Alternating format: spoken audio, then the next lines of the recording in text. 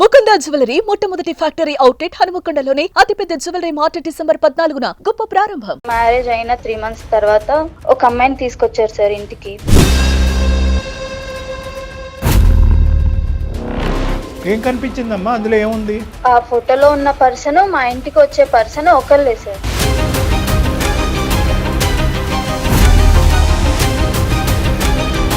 అసలు చెల్లికి ఇట్లా ఎవడైనా ప్రపంచంలో రాస్తాడని అడగపోయావమ్మా?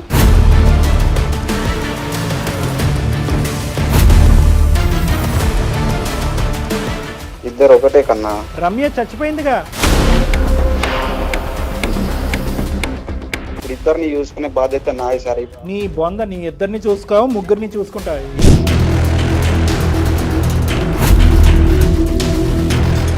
చనిపోయింది అనుకున్నటువంటి రమ్య వెంటనే మళ్ళీ నీ లైఫ్లోకి ఎందుకు రాలేదు? ఆ గ్యాప్లో ఆవిడేమైనా బిజీగా ఉందా? ఈ అమ్మాయిని కూడా అన్నయ్య అని చెప్పి వేరే వాళ్ళని తీసుకొచ్చి ఇంట్లో కూర్చోబెట్టాలా? సార్ నేనైతే ఎవరి కోసం ఎవరిని వదిలేయాను సార్, నాకు ఇద్దరు కావాలి. ఏ దుర్మార్గుడా!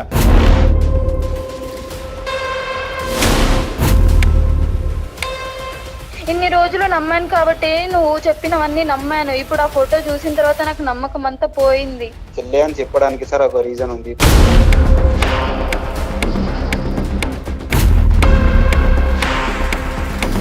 నేనేంటి కిట్టు? నువ్వు వైఫ్. మరి తను ఆమె నైఫా? ఏం మాట్లాడుతున్నావురా నాయనా? ఏం మాట్లాడుతున్నావు? ఎవరికి చేస్తున్నావు ఫోన్? అర్థమైందా? ఎవరితో మాట్లాడుతున్నావు తెలుస్తుందా? నీ కాల్ అంతా మొత్తం అంతా రికార్డ్ అవుతుంది. తెలుసు సార్ తెలుసు. కన్నా నేను బాగా చూసుకుంటున్నా, ఇలాంటి గొడవలకు నన్ను ఎందుకు తీసుకొచ్చినావు కన్నా? నువ్వు నాకు అర్థం కాదు.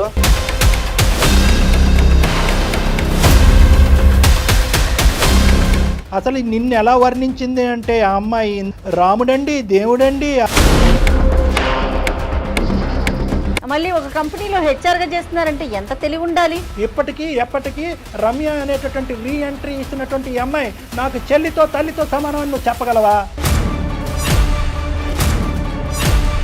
గీతాని చెల్లి లాంటిదని పరిచయం చేశాను. అది ట్విస్ట్. అమ్మని దుంపదేగా.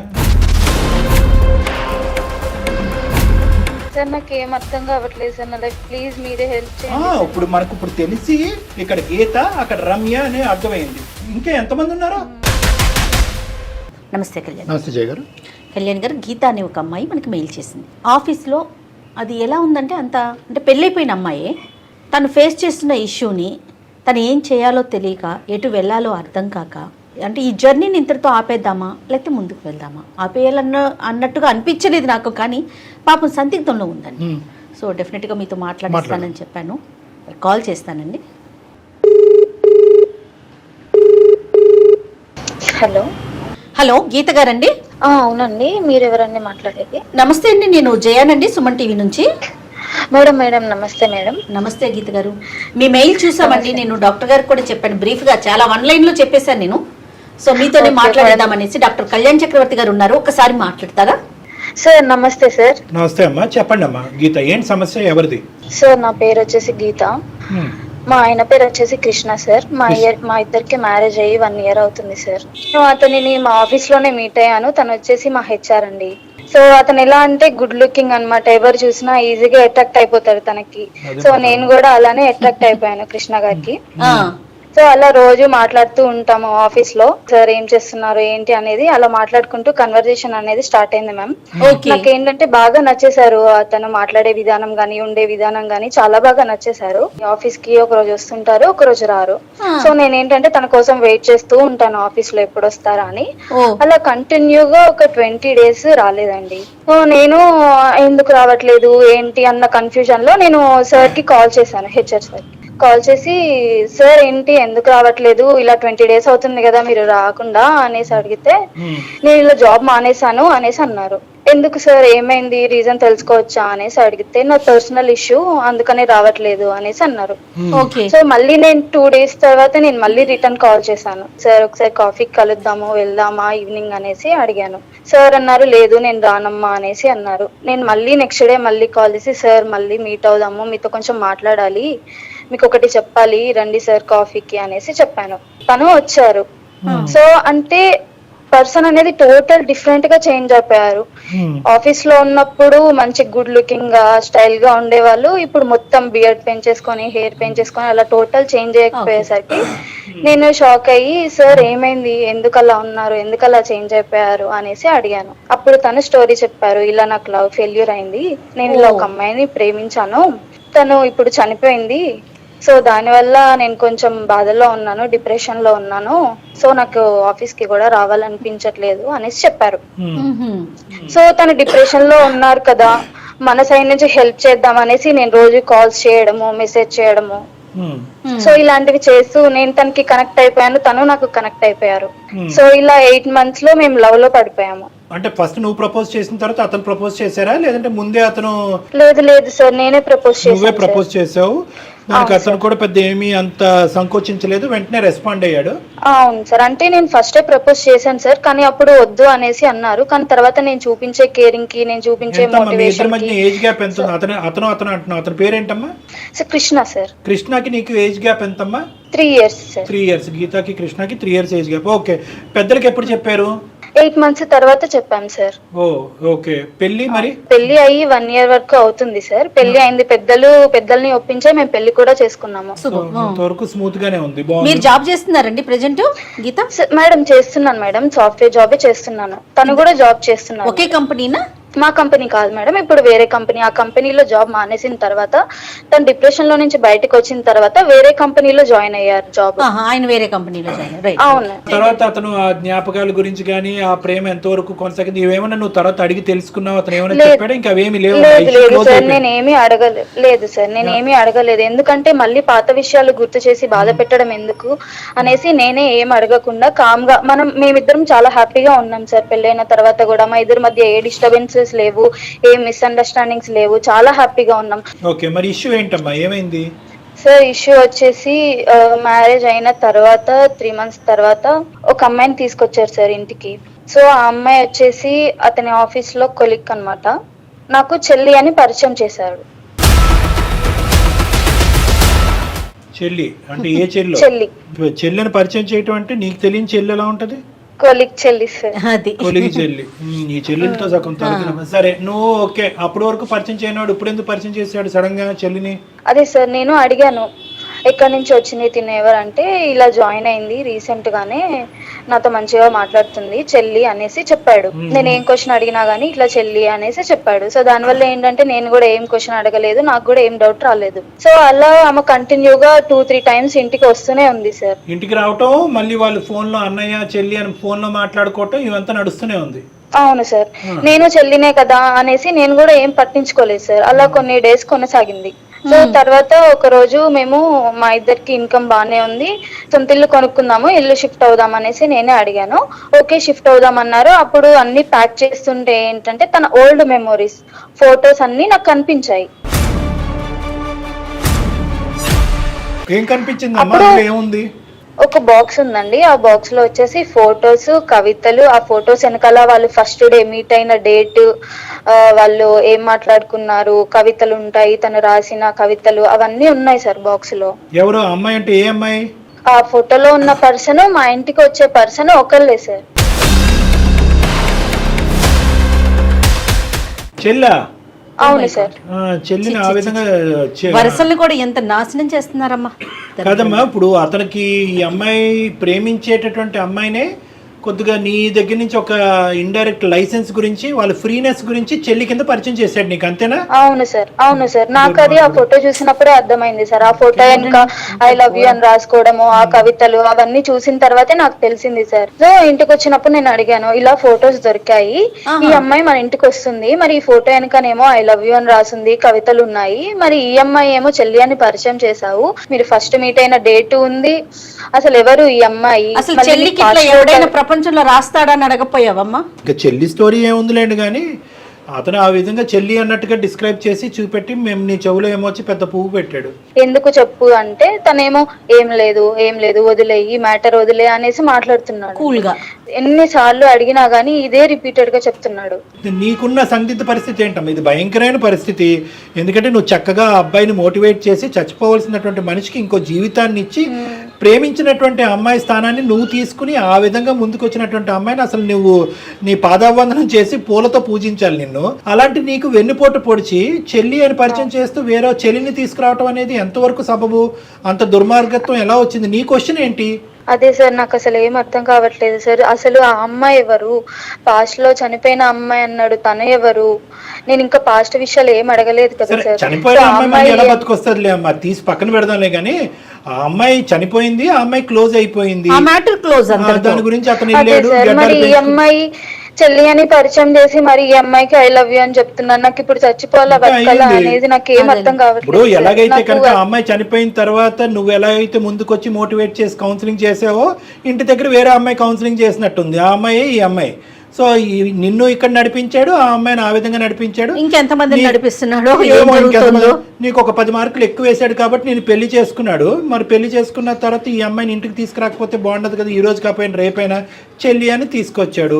నువ్వు ఇంత నాకు అన్నిటికంటే ఆశ్చర్యం కలిగించేది ఏంటంటే నువ్వు ఇలాగా ఈ గుట్టు రట్టయిన తర్వాత ఇవన్నీ చూపెట్టిన తర్వాత కూడా అతను సాఫీగా సాఫ్ట్గా ఏమీ లేదు అంటున్నాడంటే ఇలాంటి అంశాల్లో ఎంత నిష్ణాతుడో ఇతను, ఎంత ఆరితేరున్నాడు. అది నాకు చాలా నమ్మాను సార్ అతనిని, నేను చాలా నమ్మాను అతనిని. అదే కదమ్మా జరిగేది. ఇబ్బంది అక్కడే మొదలవుతుంది, నమ్మకాలతోనే మొదలవుతుంది. నమ్మకాలు స్మార్ట్ అండి. ఆఫీస్కి 2 రోజులు రాకపోతే నేను తట్టుకోలేకపోయానండి, ఆఫీస్ వాళ్ళు కూడా పట్టించుకోకపోయినా నేనే ఫోన్ చేసి అటెండెన్స్ వేయించేవాడిని అండి. ఎందుకమ్మా ఈ గోలంతా? వీటిల్లో ఉంటారు కానీ వాళ్ళు అసలు ఎలాంటి వాళ్ళు ఏంటి ఎంక్వైరీలు చేయటంలో మాత్రం ఉండరమ్మా. నిన్నేదో ఇబ్బంది పెట్టడం అని కాదు కానీ జనరల్ గా ఇవే చూస్తా ఉన్నాం. సరే ఇప్పుడు ఏం చేద్దాం చెప్పండి? నేను ఎన్నిసార్లు అడిగినా చెప్పట్లేదు మేడం, అందుకనే మీ సైడ్ నుంచి ఏమన్నా అడిగించాలని చెప్తాడేమో అనేసి నాకు ఇప్పుడు ఆఫీస్కి వెళ్ళాలన్నా వెళ్ళబుద్ధి కావట్లేదు, పని మీద కాన్సన్ట్రేట్ చేయలేకపోతున్నాను. నా లైఫ్ ఏంటో నాకు అర్థం కావట్లేదు మేడం, అసలు చచ్చిపోవాలనిపిస్తుంది నాకు. వెళ్తున్నాడు సార్, అతను మాత్రం బిజీగానే ఉన్నాడు, నిన్ను మాత్రం ఇరుకునేసాడు. అక్కడేమో వచ్చి చెల్లి అని చెప్పుకుంటూ ఆ అమ్మాయితో సరసాలు కంటిన్యూ చేస్తున్నాడు.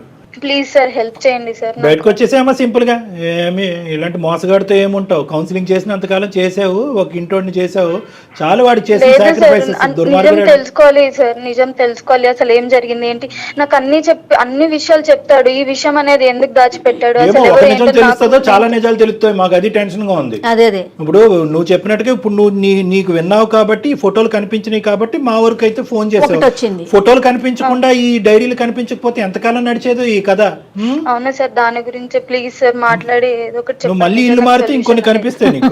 నీతో ఫెయిర్ గా ఉన్నాడు అనుకుంటున్నావమ్మా గీత, కానీ తను అసలు ఎన్ని దాచాడో, తనకి కావాల్సినయే చెప్తున్నాడు, వద్దు సీక్రెట్ గా ఉంచాలనుకునే తనకు క్లోజ్ చేసేస్తున్నాడు వాటిని. ఏంటంటే అతనితో మాట్లాడక ముందే ఈ ఇష్యూని రిజాల్వ్ చేసుకోమని ఎందుకు అన్నాను అంటే కనుక కేవలం ప్రేమించి పెళ్లి చేసుకుంటే అది వేరే విషయం అమ్మా. నువ్వు ఒక టీచర్ స్థాయిలో, ఒక తల్లి స్థాయిలో, ఒక డాక్టర్ స్థాయిలో అక్కడ నిలబడి చచ్చిపోయేటటువంటి మనిషి, చచ్చిపోవాల్సినటువంటి మనిషిని ఈ రోజు డిప్రెషన్ లోంచి బయటకు లాగి ఒక కొత్త జీవితాన్ని ఇచ్చేవు. అసలు నీకెంత రుణపడి ఉండాలి అతను. అలాంటి వాడు ఇలాంటి వెన్నుపోటు పొడిచేటటువంటి వాడికి ఇంకో అవకాశం ఇచ్చి నిజాలు తెలుసుకోవాలని ప్రయత్నం చేస్తావా? మీలాంటి పిచ్చమ్మాయిలు ఉండటం వల్లే లోకం ఎలా ఉంది. సరే ఒకసారి ఏమో మా అందరికీ తెలియని మంచితనం నువ్వు చూసావు కాబట్టి నువ్వు ఇంకో అవకాశం ఇవ్వాలి అని అనుకుంటున్నావు. ఆ మహానుభావుడు ఏంటి, ఆ మహనీయత ఏంటి అన్నది మేము కూడా చూస్తాం. ఒకసారి ఫోన్ కలపమ్మా. మీరు మాట్లాడుతున్న వ్యక్తి మీ కాల్ ను హోల్డ్ లో ఉంచారు, దయచేసి లైన్ లో వేచి ఉండండి. హలో కిట్టు, ఎక్కడున్నావు? నేను బయటకు వచ్చిన కన్నా. మళ్ళీ ఆ అమ్మాయితోనే వెళ్ళావా? ఏ అమ్మాయి? నాకెవరున్నారు, నువ్వు తప్ప.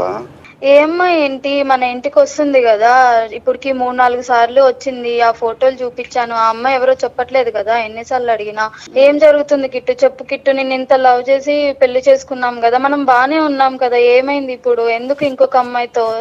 అవునమ్మా, చెల్లితో ఇప్పుడు ఏం సంబంధం అమ్మ మనతో? మనం బాగుంటున్నాం కదా, అసలు ఆమె మ్యాటర్ ఎందుకు వచ్చింది మనకి? మరి ఏం సంబంధం లేనప్పుడు అక్కడ ఐ లవ్ యూ కవితలు ఎందుకు రాసావు కిట్టు?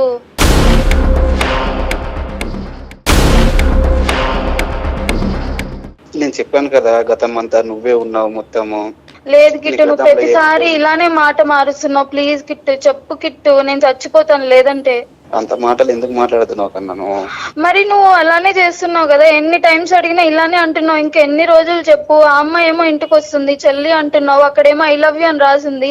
నేను ఎలా నమ్మాలి చెప్పు? నేను చూసుకోవడంలో నీకేమైనా తేడా అనిపించిందా కన్నా చెప్పు. లేదు కిట్టు, ప్లీజ్ కిట్టు, ఆ అమ్మాయి ఎవరు చెప్పు కిట్టు ప్లీజ్. నేను ఇన్ని టైమ్స్ అడిగినా నువ్వు చెప్పట్లేదు, అందుకనే నేను అందమైన జీవితం జయ మేడం గారికి నేను మెయిల్ సెండ్ చేశాను. మేడం మాట్లాడతారు, మేడంతో మాట్లాడు. టెన్షన్ లో మాట్లాడుతా ఉంది. నమస్తే అండి కృష్ణ గారు, చాలా బాధలో ఉన్నట్టున్నారు మీరు. నమస్తే నమస్తే మేడం. అదే చాలా బాధగా అనిపిస్తోంది మీ వాయిస్. అది కూడా ఇది సుమన్ టీవీ అందమైన జీవితం ప్రోగ్రామ్ అండి. నాతో పాటు డాక్టర్ కళ్యాణ్ చక్రవర్తి గారు కూడా లైన్ లో ఉన్నారు.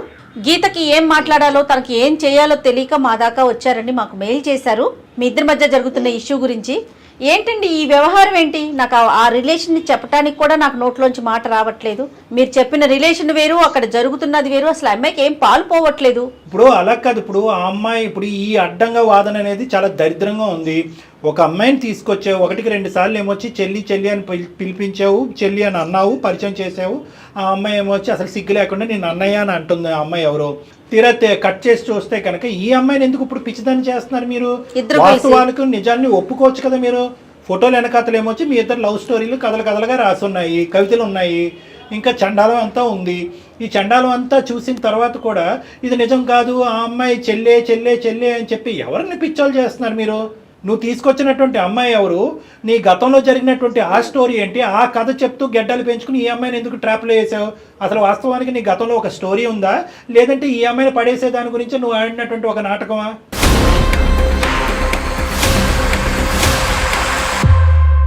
ఫస్ట్ నేను అమ్మాయి రమ్య అనే అమ్మాయి లవ్ చేసుకున్నాం సార్. రమ్య ఎవరు? ఆ చనిపోయిన అమ్మాయి? చనిపోయిన అమ్మాయి సార్. చనిపోయిన అమ్మాయి. నువ్వు ఎంతకాలం లవ్ స్టోరీ మీది? రమ్య నేను 1 year లవ్ చేసుకున్నాం సార్. ఓకే. ఎలా చనిపోయింది ఆ అమ్మాయి? యాక్సిడెంట్ లో చనిపోయింది అని వాళ్ళ ఎవరు చేశారో తెలియదు సార్. ఇంటి నుంచో వారికి బయట నుంచో అని తెలియదు మాకు. ఓకే. కాల్ వచ్చింది సార్, ఒక అన్నోన్ కాల్ వచ్చి ఇట్లా యాక్సిడెంట్ లో చనిపోయారు అని వచ్చింది. వాళ్ళ ఇంటికి వెళ్ళి చూసే లోపు వాళ్ళ ఇంటికి తాళం ఉంది సార్. పక్కింటి వాళ్ళని అడిగితే వాళ్ళ సొంతూరుకి వెళ్ళిపోయారని అడిగితే వాళ్ళ సొంతూరు అనే డిస్కషన్ మాకు ఇద్దరి మధ్యలో ఎప్పుడు రాలేదు. 1 year. యాక్సిడెంట్ అయిన అమ్మాయిని మీరు చూడలే మీ కళ్ళతో? మా కళ్ళతో నేను చూడలేదు మేడం. అసలు మేము చనిపోయిందని నేను డిప్రెషన్ లో ఉన్నాను సార్. 1 year డిప్రెషన్ లో ఉండే టైంలో గీత అప్పుడు పరిచయం అయింది సార్ ఆఫీస్ లో నాకు. ఓకే. ఆమె వచ్చిన డిప్రెషన్ లో నుంచి బయటకి ఏదో ఒక మోటివేషన్ చెప్పి బయటకు తీసుకొచ్చేది మేడం నన్ను. ఆ తర్వాత అలా లవ్ మంచిగా కుదిరి ఆ తర్వాత పెళ్లి చేసుకున్నాం మేడం. మేము ఉండే ఇల్లు షిఫ్ట్ అయ్యే టైం దగ్గరకు వచ్చింది. షిఫ్ట్ అయ్యే టైంలో ఈ రమ్య పిక్స్ కనబడ్డాయి మేడం. అంటే ఇప్పుడు దాచుకున్నవి ఉంటాయి కదా మేడం కొన్ని. రమ్య చచ్చిపోయిందిగా, అంటే చనిపోయిన అమ్మాయి పిక్స్. అప్పుడు మరి ఈ అమ్మాయి ఏమొచ్చి ఇప్పుడు ఇంటికి వచ్చిన చెల్లి పిక్స్ అంటున్నాడు. అది కిట్టు చనిపోయిందని చెప్పావు కదా, ఆ అమ్మాయి ఒకళ్ళేనా? చెల్లి అని పరిచయం చేసిన అమ్మాయి పాస్ట్ లో రమ్య ఒకళ్ళేనా? ఏం మాట్లాడయ్యా? చెప్పు కిట్టు. హలో కాదు, చెప్పు కిట్టు. ఇద్దరు ఒకటే కన్నా. నాకు ఎందుకు చెప్పలేదు కిట్టు? మరి చెప్పొచ్చు కదా. హ్యాపీగా ఉండే లైఫ్ ని ఇప్పుడు దాన్ని చీల్చడం కరెక్ట్ కాదు కదా రమ్య. అయితే చెల్లి అని పరిచయం చేస్తావా? మోసం చేస్తావా? చెల్లి అని పరిచయం చేస్తావా? చనిపోయిన అమ్మాయి ఎలా వచ్చింది అసలు? ఆ రమ్య చనిపోయిందని అన్నావు కదా, అంటే నువ్వు చూడలేదు కాబట్టి అమ్మాయి చనిపోలేదా? రమ్య మళ్ళీ ఎలా ప్రత్యక్షమైంది? అవును సార్, నేను చూడలేదు కాబట్టి నేను నమ్మాను. 1 year డిప్రెషన్ లో ఉన్నాను. ఆ తర్వాత నేను ఆఫీస్ లో మళ్ళీ హెచ్ఆర్ గా జాయిన్ అయినప్పుడు మళ్ళీ మెయిల్ వచ్చింది రమ్య అదే పేరుతోని, సేమ్ అదే పేరుతో వచ్చేప్పుడు నేను వెంటనే కాల్ చేసి రమ్మన్నాను ఆఫీస్ కి. అప్పుడు ఏమైందంటే వాళ్ళ అమ్మ నాన్న ఇద్దరు విడిపోయారు సార్ మేము చేయబట్టి. వాళ్ళ అమ్మ వేరే పెళ్లి చేసుకుంది, వాళ్ళ నాన్న వేరే పెళ్లి చేసుకున్నాడు. ఆ తర్వాత ఈమె ఎటు తోచని పరిస్థితి, ఆమె కాళ్ళ పైన ఆమెనే నిలబడాలి.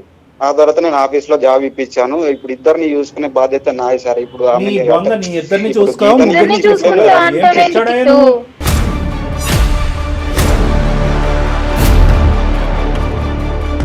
ఎక్కడ తీసుకోవాలి? అలా కాదు, నువ్వు ఇద్దరిని చూసుకుంటావు, నలుగురిని చూసుకుంటావు అనేది తర్వాత మాట్లాడదాం. ఇక్కడ పాయింట్ ఏంటంటే కనుక రమ్య చనిపోయింది అనుకున్నటువంటి రమ్య వెంటనే మళ్ళీ నీ లైఫ్ లోకి ఎందుకు రాలేదు? ఇప్పుడు మధ్యలో గ్యాప్ ఎందుకు ఇచ్చింది? 1 year ఏం చేసిందంటే ఆ గ్యాప్ లో ఆవిడేమైనా బిజీగా ఉందా? ఆమెని ఇంట్లో అరెస్ట్ చేశారంటే హౌస్ అరెస్ట్ చేసి ఫోన్లన్నీ తీసేసుకుని మాట్లాడినివ్వకుండా చేశారు. అవును. మళ్ళీ వాళ్ళ అమ్మ నాన్నకి ఏం ప్రాబ్లం వచ్చింది? వాళ్ళిద్దరు వేరే పెళ్లిళ్ళు చేసుకున్నారు అసహ్యంగాని. అయ్యో ఏమయ్యా, నువ్వు ఏమైనా ఖర్చు చెప్తున్నావా మాకు? నిజమా ఇదంతా? గీతతో పెళ్లి అయ్యాక సార్ 1 year అంటే ఈ మధ్యలో మంచి హ్యాపీగా ఉండే లైఫ్ లో ఈ తర్వాత 3 months తర్వాత వచ్చింది.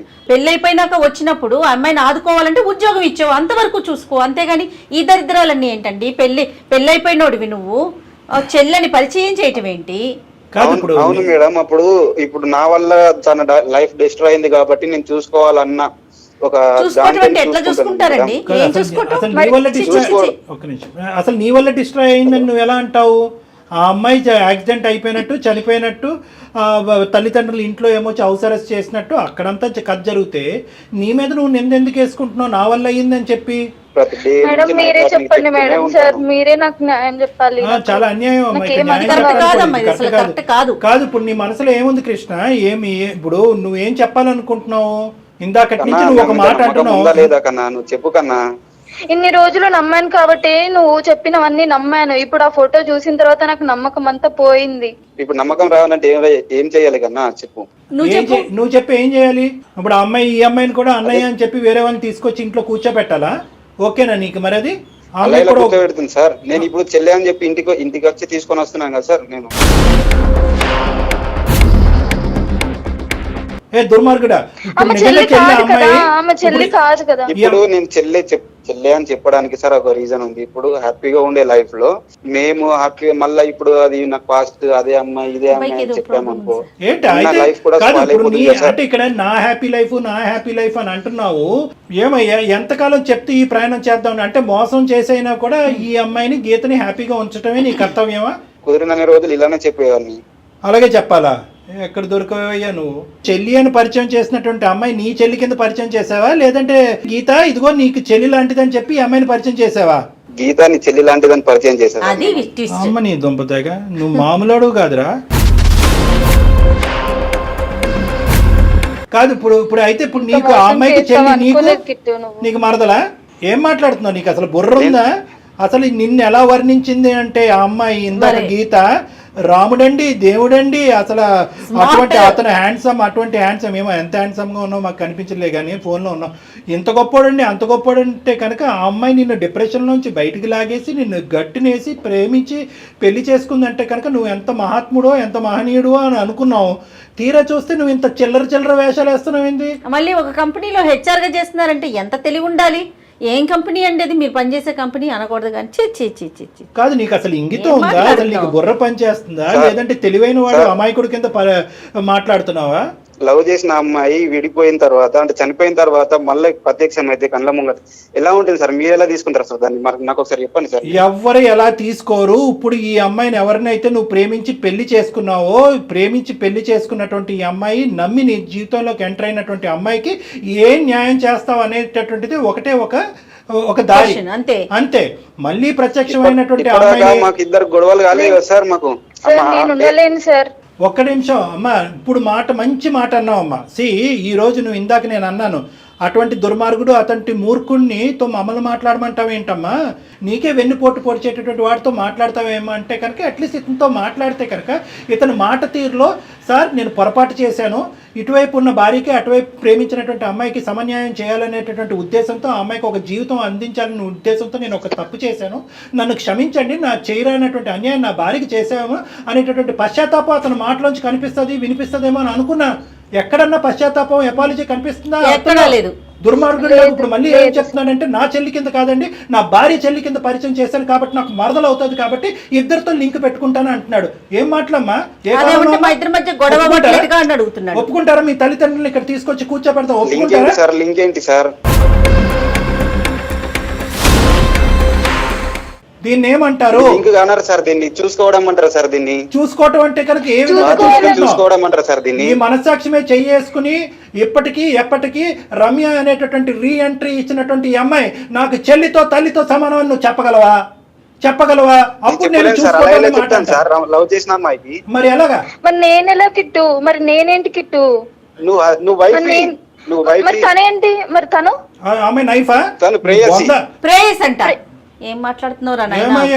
ఏం మాట్లాడుతున్నావు? ఎవరికి చేస్తున్నావు ఫోన్? అర్థమైందా? ఎవరితో మాట్లాడుతున్నావు తెలుస్తుందా? నీ కాల్ అంతా మొత్తం అంతా రికార్డ్ అవుతుంది ఇక్కడ. తెలుసు సార్, తెలుసు. అమ్మ ఇదమ్మా సార్, మీరు ఏదో చెప్పండి. అమ్మ మేము ఏం చెప్పినా కూడా నీ జీవితం సర్వనాశనం అవుతుంది. కన్నా నేను బాగా చూసుకుంటున్నా, ఇలాంటి గొడవలకు నన్ను ఎందుకు తీసుకొచ్చినావు కన్నా? నువ్వు నాకు అర్థం కాదు. నువ్వు ఏం మాట్లాడకిట? నేను ఎన్నిసార్లు అడిగినా మరి ఈ విషయం నాకు ముందే చెప్పొచ్చు కదా. నువ్వు ఎందుకు మరి సాఫ్ట్ గా మంచిగా మాట్లాడుతున్నావు? ఇప్పుడు ఇవన్నీ ఎందుకు చెప్పు? ఈ ప్రోగ్రామ్ లో ఎందుకు మనకి ఇవన్నీ? మనం ఇద్దరం మాట్లాడుకుంటే అయిపోతుంది కదా. నీతో మాటలు లేవు, మాట్లాడటాలు లేవు.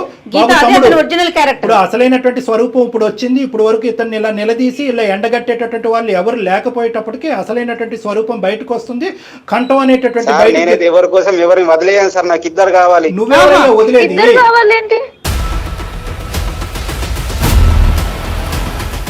అమ్మ నువ్వు మాట్లాడాలమ్మా, ఇక్కడ మేము మాట్లాడటానికి లేదు. అతను అంత ధైర్యంగా ఇద్దరు కావాలి అని అంటున్నాడంటే కనుక కేవలం నీ చేతకాంతనం బట్టి అతను అలా మాట్లాడుతున్నాడు. ఈ స్థాయిలో ప్రేమించి ఇక్కడ వరకు తీసుకొచ్చినటువంటి అమ్మాయి, తల్లిదండ్రులను అంత ఇదిగా ఒప్పించినటువంటి అమ్మాయి ఎక్కడ పోతుందిలే అనే దమ్ము ధైర్యంతో మాట్లాడుతున్నాడు. ఇలా ఎందుకు చేస్తున్నావు కన్నా? ఈ ప్రోగ్రామ్ ఇలాంటి విషయాల్లో ఎవరైనా అర్థం చేసుకుంటారా? మరి నువ్వు ఇది ముందే చెప్పొచ్చు కదా, ఇలా అబద్ధాలు చెప్పి నాటకాలు ఎందుకు చెప్తాను? చెల్లి కాదు గీత, నీకు ఒకే ఒక మాట చెప్తున్నాను. ఇంకా కన్నా బుజ్జి కొండ అని బతిమాలుకుంటే కనుక మా యొక్క అవసరం నీకు లేదు అన్నట్టుగా మేము ఫోనే కట్ చేసేస్తాం. నువ్వు ఇందాకటి నుంచి 1కి 100 సార్లు ముందే చెప్పచ్చు కదా అని అంటున్నావు. ముందే చెల్లి కాదు ప్రేయసి అని చెప్పి తీసుకొస్తాడు. ఏం చేసి ఉండేదానివి? దానికి వేరే పనిష్మెంట్, దీనికి వేరే పనిష్మెంట్, ఏదైనా తప్పే కదా. అంత ఆ మనిషి యొక్క క్యారెక్టర్ డిస్ప్లే అవటానికి చెల్లి విధంగా పరిచయం చేసి గత ప్రేమికురాలని మళ్ళీ ప్రత్యక్షంగా తీసుకొచ్చాడంటే అతనికి వావి వరసలు తెలియవు అనేటటువంటి దానికి అదొక నిదర్శనమే తప్ప it will not change your life story. అంతకుముందు ప్రేయసి అని పరిచయం చేసినా, ఇప్పుడు చెల్లి అని పరిచయం చేసినా కథ కదే. నీ పెళ్లికి ముందు చెప్పుంటే కనుక బహుశా నీ జీవితానికి సంబంధించినటువంటి ఈ దుర్మార్గుడి గురించి ఒక నిర్ణయం తీసుకోవడానికి అవకాశం ఉంటుంది. పెళ్ళి అయిన తర్వాత తీసుకొస్తే ప్రేయసి అని తీసుకొస్తే ఏంటి, చెల్లి అని తీసుకొస్తే ఏంటి? ఇప్పుడు ball is in your court. నువ్వు ఏ నిర్ణయం తీసుకోవాలనుకుంటున్నావు? సార్ నాకు ఏం అర్థం కావట్లేదు సార్, నా లైఫ్ ప్లీజ్ మీరే హెల్ప్ చేయండి. ఇప్పుడు మనకు ఇప్పుడు తెలిసి నీకు అదృష్టం కొద్దీ ఆ డైరీలు ఆ ఫోటోలు బయట పట్టడం వల్ల ఇక్కడ గీత అక్కడ రమ్య అనే అర్థమైంది. ఇంకా ఎంతమంది ఉన్నారో? ఏం చేయమంటారు కళ్యాణ్ గారు? అమ్మాయికి మీరేమి ఎలాంటి సలహా ఇస్తారు? ఒకటే మేడం, అతను ఏమంటున్నాడంటే చాలా స్ట్రాంగ్ గా ఒక మాట అంటున్నాడు. ఏమంటున్నాడంటే ఇద్దరిని ప్రేమిస్తున్నారు కదా, ఇద్దరిని నేను తక్కువ చూసుకున్నాను. నువ్వు చూసుకునేది ఏంటి? ఆ అమ్మాయి ఉద్యోగం చేసుకుంటుంది, ఆ అమ్మాయిని ఆ అమ్మాయి చూసుకోవాలి. నువ్వు డిప్రెషన్ లో ఉన్నప్పుడు ఈ అమ్మాయి వచ్చి నిన్ను చూసుకుంది. నీకు ఒక ఆధారం కావాలి.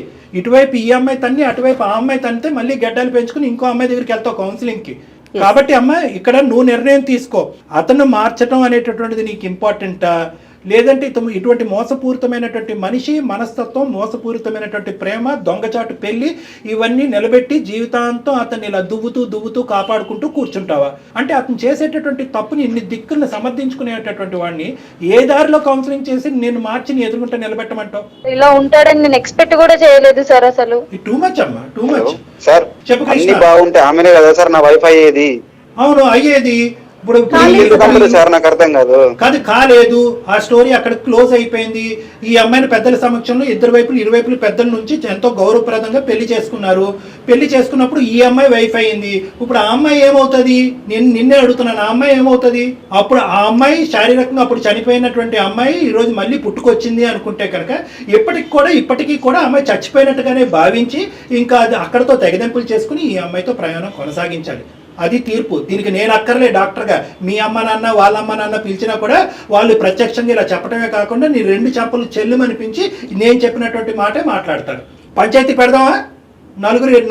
ఇరువైపుల కుటుంబాలు తీసి 4 మంచి మాటలు చెప్తారు, వీటి మీద 4 చివాట్లు వేస్తారు నీకు. అట్లాగే ఆ అమ్మాయి పేరెంట్స్ ని కూడా పిలుద్దామండి, రమ్య పేరెంట్స్ ని కూడా పిలిపిద్దాం. లాజికల్ పిలిపిద్దాము. అట్లా అని ఈ అమ్మాయిని వదిలేను, అట్లా నా అమ్మాయిని వదిలేను. నువ్వు ఇక్కడ నిర్ణయాలు తీసుకునేటటువంటి హక్కు, ఆ స్థానం, ఆ విలువ, ఆ మర్యాద నీకు లేవు. కాబట్టి ఈ అమ్మాయి కావాలి, ఆ అమ్మాయి కావాలి, పై అమ్మాయి కావాలి, కింద అమ్మాయి కావాలని మాట్లాడే హక్కు నీకు లేదు. ఏ అమ్మాయి కావాలి వాళ్ళు డిసైడ్ చేసుకోవాలి. సరే, ఆ రమ్య అనేటటువంటి అమ్మాయికి నీలాగే సిగ్గుమాలినటువంటి అమ్మాయి, బుద్ధి లేనటువంటి అమ్మాయి, వాళ్ళ తల్లిదండ్రులు అలా ఏడ్చారు కాబట్టి ఆ అమ్మాయి బందికానలో ఉంది. ఇక్కడి వరకు వచ్చిన తర్వాత అరే గీత అనేటటువంటి అమ్మాయి జీవితం సర్వనాశనం అవుతుంది, నా ప్రేమను ఇక్కడ తెగదెంపులు చేసుకుంటానని చెప్పి ఆ అమ్మాయి వెనుదిరుగుంటే కనుక ఆ అమ్మాయి గురించి కొద్దిగైనా మేము మర్యాదగా మాట్లాడి ఉండేవాళ్ళం. ఆ అమ్మాయి ఇక్కడికి వచ్చి నేను పట్టినటువంటి దీనికి 3 కాళ్ళు అన్నట్టుగా నిన్ను తనుకుని వెళ్ళిపోయి చెల్లిగా పరిచయం చేసేసుకుని నీకు బుద్ధి లేదు, నీకు బుద్ధిహీనత. ఆ రమ్య కన్నా కొద్దిగా బుద్ధి ఉండాలి కదా. ఆ అమ్మాయి గడ్డి తింటుందా? మళ్ళీ మీ కాపురం చెడగొడుతూ ఎందుకు బతకాలి? ఎవరున్నారు అనేటటువంటిది ఇక్కడ అసందర్భం, అనవసరం. ఇక్కడ ప్రస్తుతం ముఖ్యమైనటువంటి అంశం ఏంటంటే నిన్ను కాపాడి నిన్ను ప్రేమించి ఎంతో పరుగుగలుగా పెళ్లి చేసుకున్నటువంటి నీ భార్య నీతో ఉండటానికి ఇష్టపడుతుందా లేదా అనేది ఒకటే ఫుల్ స్టాప్. అందులో మేమందరం కూడా నిమిత్త మాత్రమే. ఎన్ని విధాలుగా నువ్వు వెన్నుపోటు పొడిచేవు అనేటటువంటిది ఆ అమ్మాయి చెవులారా ఇప్పుడు విన్నది, కళ్ళారా చూసింది, అన్ని దరిద్రాలు చూసింది. ఏ ఆడది చూడకూడనటువంటి, ఏ భార్య చూడకూడదు చూసింది. మీ ఇద్దరి యొక్క అదృష్టం ఏంటంటే ఈ అమ్మాయి ప్రెగ్నెంట్ కాదు, పిల్లలు కూడా లేరు, కాబట్టి ఆ అమ్మాయి తీసుకునేటటువంటి నిర్ణయానికి మేము పూర్తిగా సపోర్ట్ చేస్తాం. మీ ఫ్యామిలీ మెంబర్స్, వాళ్ళ ఫ్యామిలీ మెంబర్స్ కూడా పిలిపించి ఇదే వేదిక మీద కూర్చోపెట్టి ఎంత అన్యాయం జరిగిందన్నది చేస్తాం. నీకు ఎటువంటి శిక్ష పడాలో, ఈ చీటింగ్ చేసినందుకు ఎటువంటి శిక్ష పడాలో అనేటటువంటి అంశం మీద కూడా మేము లీగల్ అడ్వైస్ కూడా తీసుకుంటాం. భార్య ఉండగా ఇంకొక అమ్మాయిని తీసుకొచ్చి నేను ఇద్దరిని చూసుకుంటానంటే ఏ భార్య ఒప్పుకుంటుంది మేడం? నేను అసలు ఒప్పుకోను మేడం, నా వల్ల కాదు, నేను అతనితో ఉండలేను. నేను అసలు ఇట్లా ఎక్స్పెక్ట్ చేయలేదు మేడం తన నుంచి. అంటే అతని లాజిక్ ఏం లేదు, పాత అమ్మాయినే కదా మళ్ళీ తీసుకొచ్చాను, కొత్త అమ్మాయి కాదు కదా, ఆ అమ్మాయి గురించే కదా నన్ను కౌన్సిలింగ్ చేసుకుని మర్చిపో అని అంది. అంటే ఈ అమ్మాయికి కూడా ఏది, గీతకు కూడా ఆ అమ్మాయి మీద ఒక సాఫ్ట్ కార్నరే ఉంది, ఉండుండొచ్చు. కాబట్టి ఇద్దరు తల్లిదండ్రులు లేరు, ఉద్యోగం దిక్కు దివానా లేదు, మా ఆయన బాగుపడాలంటే ఆ అమ్మాయి ఉంటే బాగున్ను అని ఇదివరకు నువ్వు కోరుకున్నావు, కాబట్టి ఆ అమ్మాయినే మళ్ళీ తీసుకొచ్చాను, నా మెడిసిన్నే మళ్ళీ తీసుకొచ్చాను, ఇదిగో నా మెడిసిన్ అన్నట్టు ఆ అమ్మాయిని చూపెట్టి ఇతను ఏదో కళ్ళగా అంటున్నాడు. అది పూర్తిగా మోసం అనేది నీకు కూడా అర్థమైంది. కాబట్టి ఒక్కసారి నువ్వు మీ పేరెంట్స్ నా దగ్గరకు రండమ్మా, మనం మాట్లాడుకోవాలి. మనం మాట్లాడుకున్న తర్వాత అప్పుడు ఒక బలమైనటువంటి నిర్ణయం తీసుకొస్తాను సార్, పక్కా తీసుకొస్తాను. ఓకే, నువ్వైతే మాత్రం ఇతను కావాలని అయితే మాత్రం దయచేసి కోరుకోవద్దమ్మా. ఎందుకంటే చెల్లినే చెల్లిగా చూపెట్టేటటువంటి ఇలాంటి దుర్మార్గులు ఉంటే కనుక రేపొద్దున ఏదో వావి వరుస కలిపేసి ఇంకో అమ్మాయిని కూడా తీసుకొస్తారు. అప్పుడు ఆ వరుస ఉండేటటువంటి అమ్మాయా లేదంటే ప్రేయస అని చెప్పి మేమందరం తల్లగొక్కోవాలి. సో కాబట్టి ఇన్ని మెట్లు దిగిపోయి ఇంత నీచంగా ప్రవర్తించేటటువంటి వ్యక్తిని మార్చడం కూడా ఇంపాసిబుల్. బాబు కృష్ణ, నువ్వు అమాయకుడు, తెలివి మీరిపోయినటువంటి దుర్మార్గుడు ఏంటో ఇంకా పూర్తిగా నాకు అర్థం కావట్లేదు. అసలు నువ్వు ఇక్కడ నేను మాట్లాడినటువంటి 20 నిమిషాల్లో అసలు నువ్వేంటి, నీ పర్సనాలిటీ అనేది నాకు చాలా కన్ఫ్యూజన్ గా ఉంది. నువ్వు కూడా మీ పేరెంట్స్ తో పాటు నువ్వు రా నా దగ్గరికి, ఆ అమ్మాయి కూడా తన తల్లిదండ్రులతో పాటు వస్తుంది. Okay madam. రైట్. అతను ఏదో మెంటల్ గా డిప్రెషన్ లో ఉన్నట్టు లేదు madam, logic simple logic madam. ఇంతకు ముందు ఒక అమ్మాయి అతని జీవితంలో ఉంది, ఆ అమ్మాయి చనిపోయింది. ఆ అమ్మాయి అంటే ఇతనికి ఎంత అమితమైనటువంటి ప్రేమ ఉంది అనేది ఇక్కడ కూర్చున్న వాళ్ళలో అందరికంటే గీతకే బాగా తెలుసు. సో గీత ఇతను ఓదారుస్తూ కౌన్సిలింగ్ చేస్తూ బయటకు తీసుకొచ్చింది. అవును, అంటే ఎక్కడో గీతకు కూడా రమ్య అంటే సాఫ్ట్ కార్నర్ ఉన్నట్టే కదా, అది అతను ఎజ్యూమ్ చేసుకున్నాడు. గీత ఏమనుకుంటది, చచ్చిపోయిన అమ్మాయి మళ్ళీ బతికొస్తుందని అనుకుంటుందా? అనుకోదు కదా, సౌతే ఎప్పుడు సౌతే. సో ఆ విధంగా ఇతను ఈ లాజిక్ అతను వర్కౌట్ అయ్యి స్లోగా చెల్లి కింద ఇంట్రడ్యూస్ చేసినటువంటి రమ్యని స్లోగా నా సెకండ్ వైఫ్ కింద ఇంకో విధంగా ఇంట్రడ్యూస్ చేద్దాం అనేటటువంటి ప్లాన్ లో అతను ఉన్నాడు. తెలివిగానే ఆలోచించాడు. ఖచ్చితంగా తెలివితేటలున్నాయి, లేదంటే ఇంత మూర్ఖత్వంగా ఎందుకు వాదిస్తాడు, ఇంత మొండిగా ఎందుకు వ్యవహరిస్తాడు? ఎక్కడ పోతుంది ఈ అమ్మాయి, నన్ను ఓదారుస్తూ ఈ లెవెల్ వరకు తీసుకొచ్చినటువంటి గీత ఎక్కడ పోతుంది అనేది మాట్లాడుతున్నాడు. ఇప్పుడు ఏమవుతుంది అంటే జరగబోయేది కూడా ప్రేక్షకులు చూసి ఆలోచిస్తూ ఉంటారు కాబట్టి చెప్తున్నాను ఏం జరగబోతుంది అనేది. అంటే నా ఎస్టిమేట్స్ నాకు ఉంటాయి కాబట్టి. ఇప్పటి వరకు అతనుకున్న మొండి ధైర్యం ఏంటంటే కనుక గీత ఎక్కడికి పోతుంది. ఇప్పుడు గీత గీసింది.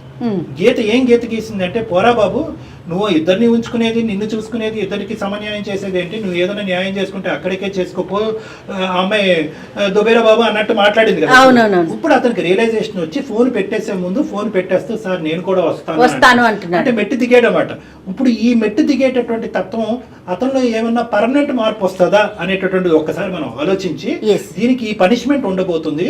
ఇదే విధంగా నీకు ఏ విధంగా అయితే గీత కౌన్సిలింగ్ చేసి నీ జీవితంలో గీతను బయటికి లాగేస్తామో అదే విధంగా రమ్యను కూడా కౌన్సిలింగ్ చేసి ఆ అమ్మాయి కూడా నీ జీవితంలో లేనట్టుగా చేస్తా ఉంటే కనుక అప్పుడు ఇంత గెడ్డం కాదు, మొత్తం పెద్ద తోకలాంటి గెడ్డం పెంచుకుని రోడ్డు మీద అడుగు తినాలి.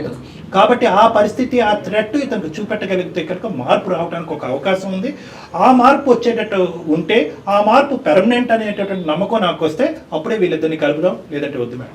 డెఫినెట్గా కళ్యాణ్ గారు, మీరు ఇంత బలంగా చెప్తున్నారు అంటే కనుక అతని క్యారెక్టర్ ఏంటో అర్థమవుతా ఉంది. డెఫినెట్గా మిమ్మల్ని కలిసాక దాన్ని బట్టి నిర్ణయం తీసుకుందాం. రైట్ అండి, నమస్తే.